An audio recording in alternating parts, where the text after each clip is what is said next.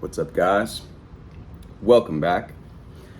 And today we are going to be doing a little bit of a reading from As a Man Thinketh. And this is going to really, people have been talking about saturation, right? In terms of saturating the mind, saturating your consciousness with the right thoughts, the right affirmations, right? We're talking about this channel about robotic affirmations. And this is going to provide a really good foundational understanding of the mind and essentially what we are doing when we're doing this saturation, the way that it works. And I'm going to get into some more details after I read this excerpt. I'm going to bridge some gaps, and yeah, so here we go. So this little volume, The Result of Meditation and Experience, is not intended as an exhaustive treatise on the much written upon subject of the power of thought. It's suggestive rather than explanatory. The goal being able to stimulate men and women to the discovery and perception of the truth that they themselves are makers of themselves. By the virtue of thoughts, which they choose and encourage, the mind is a master weaver, both of the inner garment of character and the outer garment of circumstances, and that, as they may have woven in ignorance and pain, they may now weave in enlightenment and happiness. The aphorism, as a man thinketh in his heart, so is he, not only embraces the whole of a man's being, but it's so comprehensive as to reach out to every condition and circumstance in his life. A man is literally what he thinks, his character being the complete sum of all his thoughts. As the plant springs from and could not be without the seed, so every act of a man springs from the hidden seeds of thought and could not have appeared without them. This applies equally to those acts called spontaneous and unpremeditated as to those which are deliberately executed. Act is the blossom of thought, and joy and suffering are its fruits. Thus does a man garner in the sweet and bitter fruitage of his own husbandry.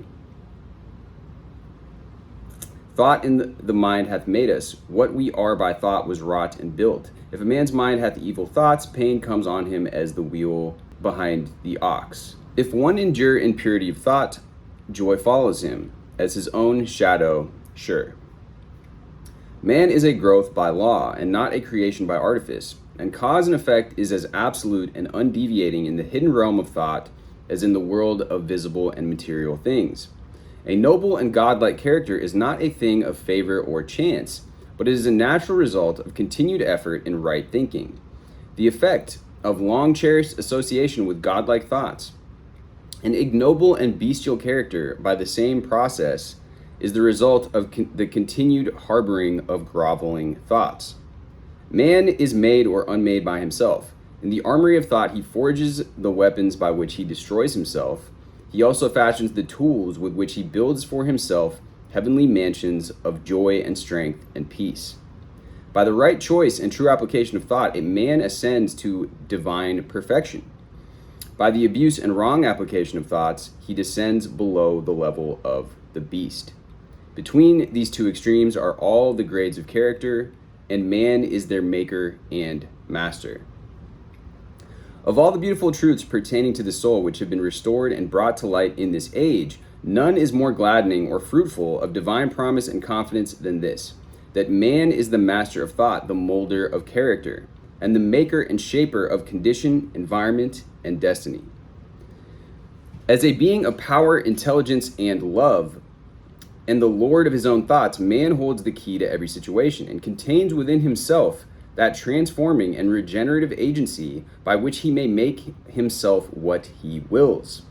Man is always the master, even in his weaker and most abandoned state, but in his weakness and degradation, he is the foolish master who misgoverns his household. When he begins to reflect upon his condition and to search diligently for the law upon which his being is established, he then becomes the wise master, directing his energies with intelligence and fashioning his thoughts to fruitful issues. Such is the conscious master, and man can only thus become by discovering within himself the laws of thought which discovery is totally a matter of application, self-analysis, and experience. Important to know, this is a journey within that you must go on. Only by much searching and mining are gold and diamonds obtained. This is alchemy. This is true alchemy. And man can find every truth connected with his being if he will dig deep into the mine of his soul, and that he is the maker of his character, the molder of his life, and the builder of his destiny. He may unerringly prove, if he will watch, control, and alter his thoughts, tracing their effects upon himself, upon others, and upon his life and circumstances, linking cause and effect by patient practice and investigation, and utilizing his every experience, even to the most trivial, everyday occurrence, as a means of obtaining that knowledge of himself, which is understanding, wisdom, and power. In this direction, as in no other, is the law absolute, that he that seeketh findeth, and that him that knocketh it shall be opened. For only by patience, practice, and ceaseless importunity can a man enter the door of the temple of knowledge. Okay, so now we're going to get into this part, effect of the thoughts on circumstances. This part is very important. Man's mind may be likened to a garden. I talk about this a lot, which may be intelligently cultivated or allowed to run wild. But whether cultivated or neglected, it must and will bring forth, if no useful seeds are put into it, then an abundance of useless weed seeds will fall therein, and will continue to produce their kind. So what is he saying here? What is James Allen really saying? He's essentially saying, if neglected, this garden of the mind is going to be overgrown with weeds. This is just the tendency that happens. This is the same thing that Napoleon Hill talks about in Outwitting the Devil. But if we do not exercise this conscious control, this conscious becoming the master, the maker, like James Allen is saying, the gardener that is tending to this garden of the mind and cultivating it intentionally, it will run in essentially entropy. Chaos will ensue, right? So just as the gardener cultivates his plot, keeping it free from weeds, and growing the flowers and fruits which he requires, so may a man tend to the garden of his mind, weeding out all the wrong, useless, and impure thoughts, and cultivating toward perfection the flowers and fruits of right, useful, and pure thoughts. By pursuing this process, a man sooner or later discovers that he is the master gardener of his soul, the director of his life. He also reveals within himself the laws of thoughts and understands with ever-increasing accuracy how the thought forces and mind elements operate in the shaping of his character, circumstances, and destiny. So, what we talk about when we're talking about affirmations, robotic affirming, I've gone over this. It essentially is your thoughts. And by what he's saying, cultivating this garden, you are choosing the thoughts that you are entertaining. You are weeding out the thoughts that you don't want. And I have that free guide down below. You guys download that. It goes into this as well, this whole metaphor of how you can find these weeds, these limiting beliefs, right? That's what the book is about. Find them, take them out, uproot them, replace them with the positive thoughts, the positive beliefs that you want. That's what we're doing. That's what we're doing when we're doing our affirmations. That's what we're doing when we are becoming aware of our thoughts, becoming aware of our mental diet. We are cultivating our mind. And as you'll see here, he says thought and character are one. And as character can only manifest and discover itself through environment and circumstance, the outer conditions of a person's life will always be found to be harmoniously related to his inner state. And that's why the power of thoughts, the power of inserting and choosing and knowing and being aware and being able to stop those thoughts, catch them, flip them, reframe your perspectives is so powerful. This does not mean that a man's circumstances at any given time are an indication of his entire character. And this is the issue that I take with a lot of this stuff that people talk about in this Neville community, that it's just always this way. It's so black and white. Again, there's shades of gray here. But that those circumstances are so intimately connected with some vital thought element within himself that for the time being, they're indispensable to his development. Every man is where he is by the law of his being. The thoughts which he has built into his character have brought him there. And in the arrangement of his life, there's no element of chance, but all is the result of a law which cannot err. This is just as true of those who feel out of harmony with their surroundings as those who are contented with them. As a progressive and evolving being, man is where he is that he may learn, that he may grow, and as he learns the spiritual lesson which any circumstances contain for him, it passes away and gives place to other circumstances. This is what I talk about with DJ too, like the alchemical process, the alchemical fire that is purifying the being that you are. And yes, and you know, I've there's another tangent I could go on, but I'm gonna keep staying here for now. But man is buffeted by circumstances so long as he believes himself to be the creature of outside conditions, right? You're saying, oh, woe is me, why is this happening to me? That puts you in that victim reactive state where you're not the master gardener anymore. You're not taking command. So, but when he realizes he has a creative power and that he may command the hidden soil and seeds of his being out of which circumstances grow, he then becomes the rightful master of himself. The circumstances grow out of thought. Every man knows who has for any length of time practiced self-control and self-purification. For he will have noticed that the alteration in his circumstance has been in the exact ratio with which he's altered his mental condition. So true is this that when a man earnestly applies himself to remedy the defects in his character and make swift and marked progress, he passes rapidly through a succession of vicissitudes. The soul attracts that which it secretly harbors, that which it loves, and also that which it fears. It reaches the height of its cherished aspirations. It falls to the level of unchastened desires, and circumstances are the means by which the soil receives its own. Every thought seed sown or allowed to fall into the mind and take root there produces its own blossoming sooner or later into act and bearing its own fruitage of opportunity and circumstance. Good thoughts bear bad fruit, bad thoughts bear bad fruit. And again, that's why it's so important, the information that you're taking in. The outer world of circumstance shapes itself to the inner world of thought, and both pleasant and unpleasant external conditions are factors which make for the ultimate good of the individual. Right there, we're seeing again that even unpleasant external conditions, though they may exist, are there to make for the ultimate good of the individual. And if you can have that perspective as you are going on this and embracing this mental process, this mental work that we're doing here, you will then get that reframe, that perspective shift. And it's, you know, it's an ongoing thing, right? We're not saying this is easy, but this is how it is done. As the reaper of his own harvest, man learns both by suffering and bliss, right? So these are learning opportunities. Following the inmost desires, aspirations, thoughts, by which he allows himself to be dominated. So I always talk about this. What is dominating your awareness? That is what is key. Pursuing the will-o-wisps of impure imaginings or steadfastly walking the highway of strong and high endeavor, a man at last arrives at their fruition and fulfillment in the outer conditions of his life. The laws of growth and adjustment everywhere obtains. A man does not come to the almshouse or jail by tyranny of fate or circumstance, but by the pathway of groveling thoughts and base desires.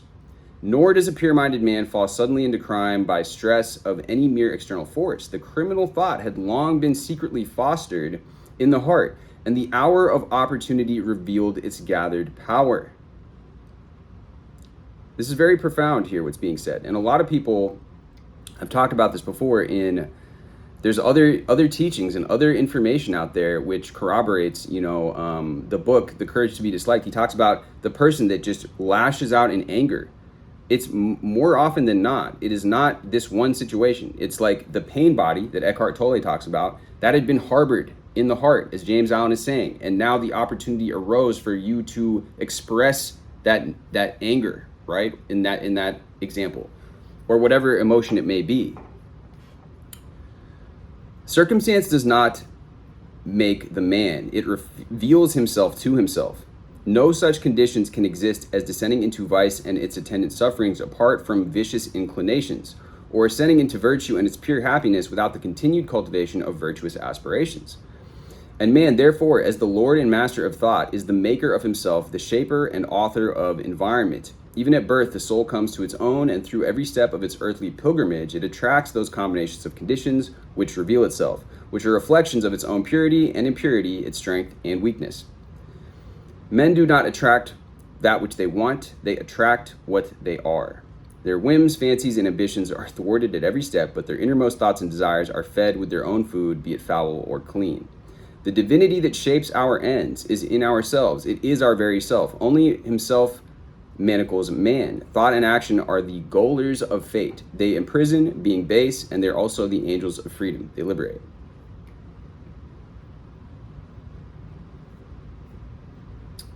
Okay.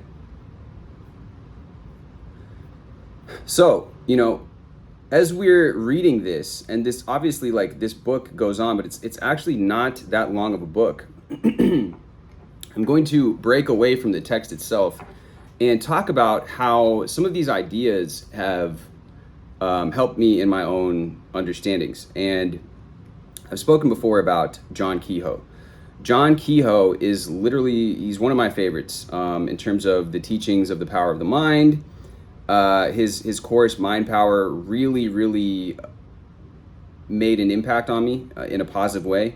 And what John Kehoe has done, I'm sure that he's read this book by James Allen. This is one of the most kind of oldest and most, really, of course it's written in this older language, but it's very powerful, what's being said here.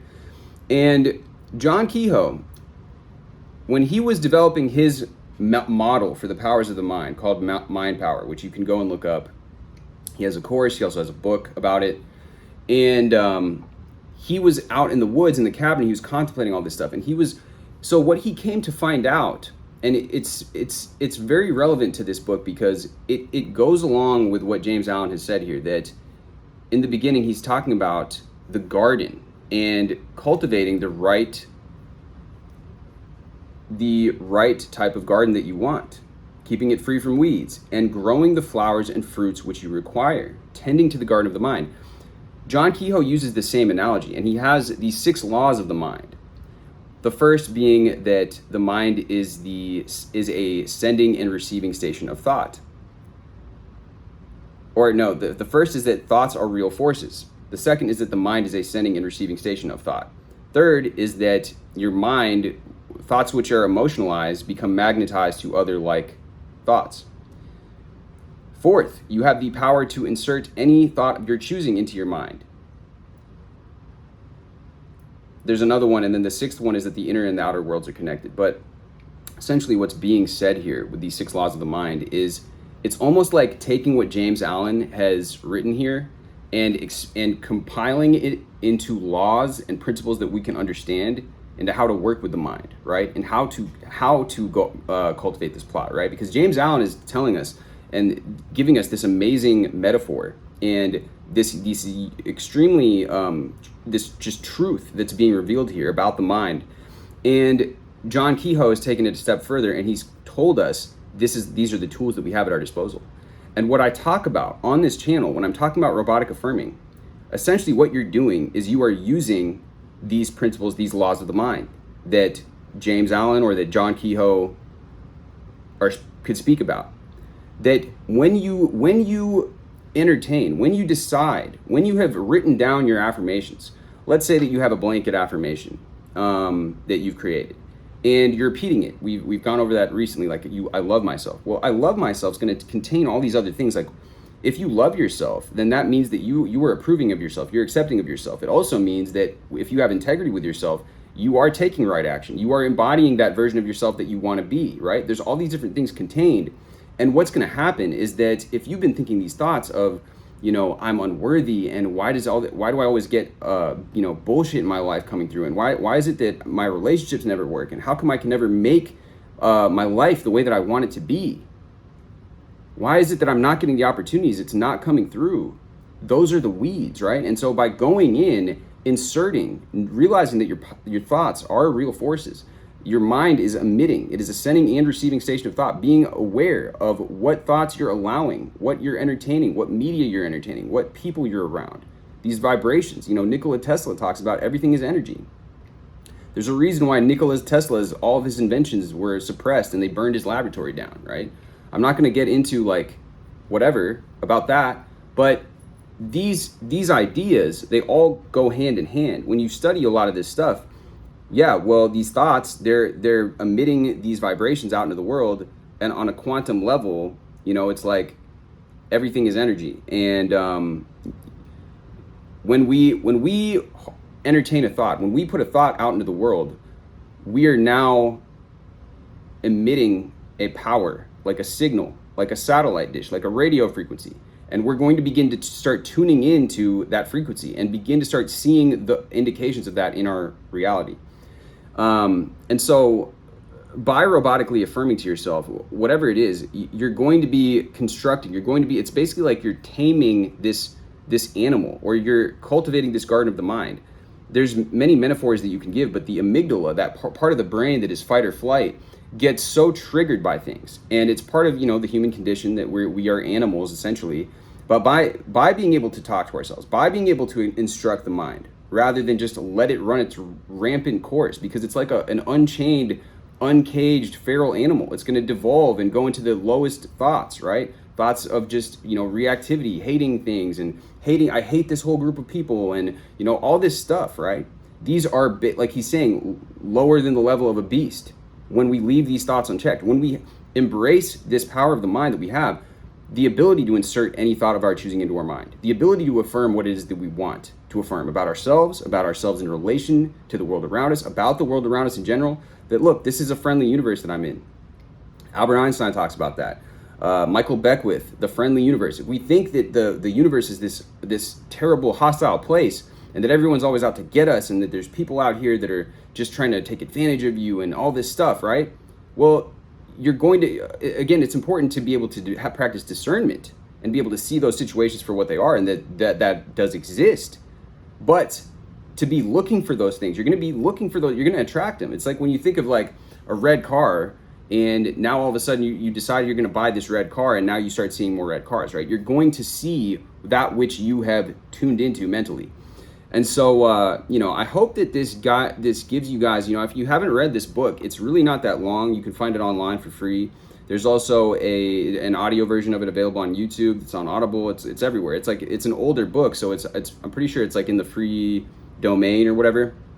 So, really, really powerful. The thoughts, as a man thinketh, as you think, you will attract that into your life. As a man thinketh, so is he, right?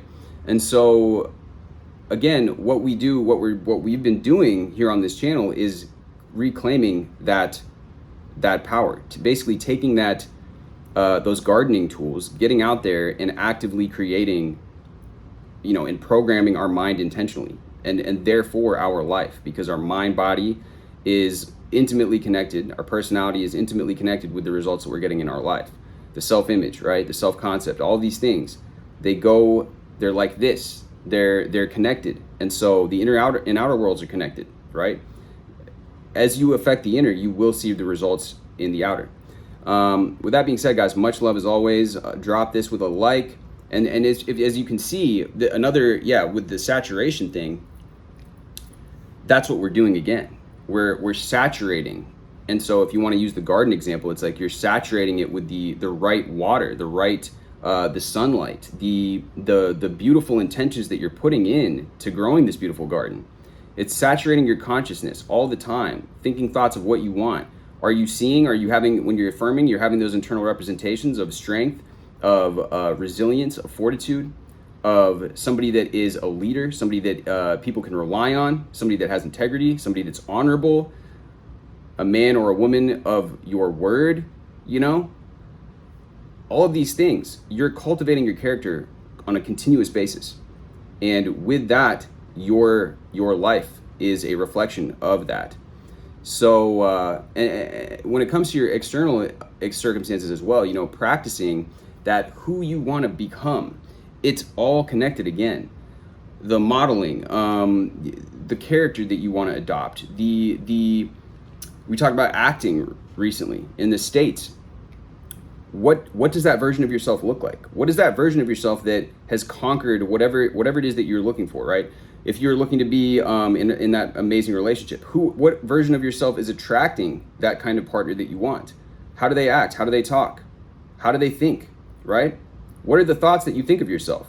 How do you move? How do you go into different circumstances? The tones of reality will begin to change as you begin to embrace. And it's almost like that then is pulling you towards that goal by visualizing it, by affirming it, by embracing it in your consciousness and saturating your consciousness with it. Okay, I'm going in, I'm at a restaurant and I'm paying for everybody's dinner because now I'm making enough money to do that. I fist bump my friends.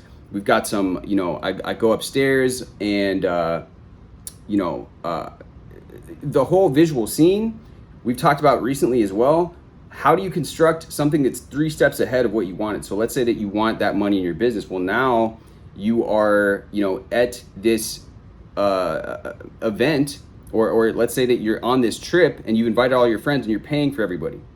There's so many different ways that you can apply this stuff, but I don't want to get this video too off into the weeds, I suppose, not the weeds, but off into giving too many examples. I want to kind of keep it to what we've discussed here.